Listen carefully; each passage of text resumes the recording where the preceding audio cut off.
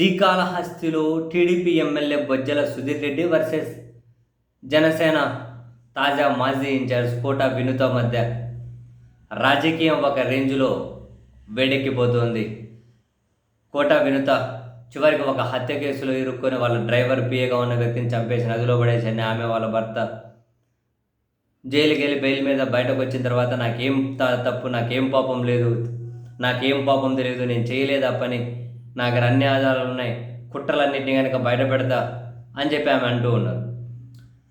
వాస్తవానికి వాళ్ళ ఆ హత్యకు గురి కాబట్టి రాయుడు అనే వ్యక్తి అంతకుముందు ఎప్పుడో రికార్డ్ చేసిన వీడియో బయటకు రావడం, దాంట్లో టీడీపీ ఎమ్మెల్యే బొజ్జల సుధీర్ రెడ్డి మీద తీవ్ర ఆరోపణలు ఉండడం, అలిగేషన్స్ అంటే ఏకంగా కోట వినుత ఏవో పర్సనల్ వీడియోలు రికార్డ్ చేయమన్నారు అన్నట్టు, ఆమెను లేపేయమన్నట్టు రకరకాలుగా అందులో మాట్లాడారు. నిజమెంతో మనకు తెలియదు, బట్ ఆ వీడియోలో అయితే ఆ కంటెంట్ అయితే ఉంది.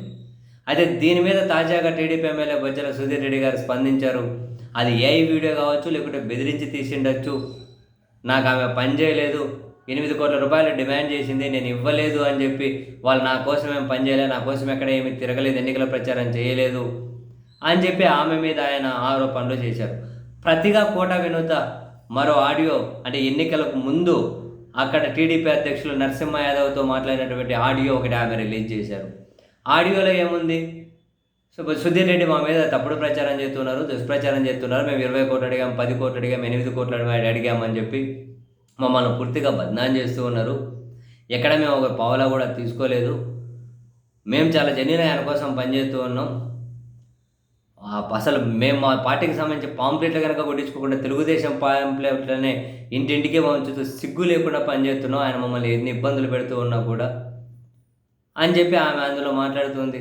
నేను అతనితో మాట్లాడతానులే అని చెప్పి అటువైపు టీడీపీ అధ్యక్షుడు మాట్లాడిన మాటల ఆడియోలు అయితే ఉన్నాయి. అండ్ ఆమె ఎన్నికల ప్రచారం అక్కడ చంద్రబాబు గారు వచ్చినప్పుడు ఈమె వేదిక మీద ఉండడం, అన్ని విజువల్స్ అవన్నీ కనుక ఉన్నాయి. సో వీళ్ళిద్దరి మధ్య వ్యవహారం ఇది. అండ్ ఇటు సోషల్ మీడియాలో టీడీపీ జనసేన వాళ్ళు ఈ అంశం మీద తీవ్రంగానే వాదులాడుకుంటూ ఉన్నారు. అండ్ మధ్యలో నెటిజన్లు పంచులు కూడా వేస్తూ ఉన్నారు. తన నియోజకవర్గానికి సంబంధించినటువంటి ఇన్ఛార్జు, జనసేన పార్టీ ఇన్ఛార్జు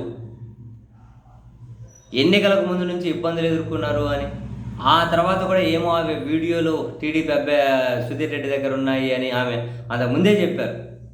ఈ విషయాలని మేము జనసేన అధ్యక్షుడికి చెబితే ఆయన స్పందించలేదని, ఆవిడ పోలీస్ కస్టడీలో చెప్పినట్టు చాలా వివరాలు బయటకు వచ్చాయి. నేను సెటిల్ చేస్తాను, మీరు స్టేషన్కి పోవద్దన్నారని రకరకాలుగా.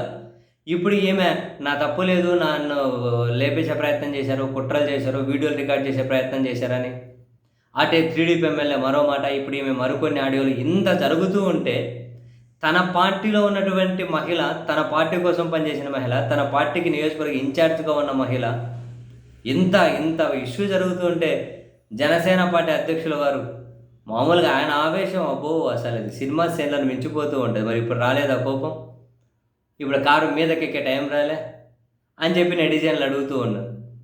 అబ్బో ఇంక జగన్మోహన్ రెడ్డి గారి పీరియడ్లో ఉండి ఆయన జనసేన కార్యకర్తలకు పోతూ రోడ్డు మీద ఏమైనా కనుక చిటికెనేలు బొటకనేలకు ఏమైనా రాయి తగిలి కాసింత పోతూ కాలు బొటనేలు రాళ్ళు తగిలితే రోడ్డు మీద నా పార్టీ సైనికులకు కాలు తగిలి రక్తం వచ్చింది జగన్, నువ్వు రోడ్లు సక్రమంగా వేసింటే ఎందుకు రాళ్ళు బయటకు వస్తాయి జగన్, నా పార్టీ నా సైనికుడి రక్తం కళ్ళ చూసావు జగన్ నువ్వు అని చెప్పి ఊగిపోవు ఆయన అని చెప్పి నెటిజన్లు జోకులు ఎత్తూ ఉన్నారు.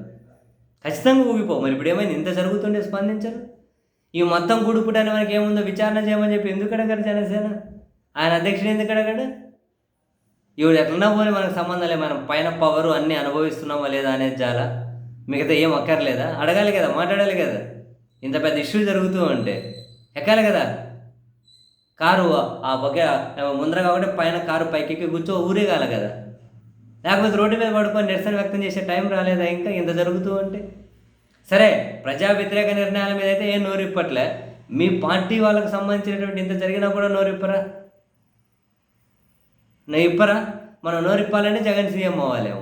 పోనీ ఆయన నోరిప్పేగా ఈ పని ఇచ్చే కన్నా కనుక ఇంకా వాళ్ళ జనసేన కార్యకర్తలు ఇంకా జగన్ కోటేసే విధంగా పనిచేయాలేమో. మరి అప్పుడైతే ఆయన నోరిప్పుతారు, ఆయన ఆవేశాన్ని చూస్తారు మీరైనా.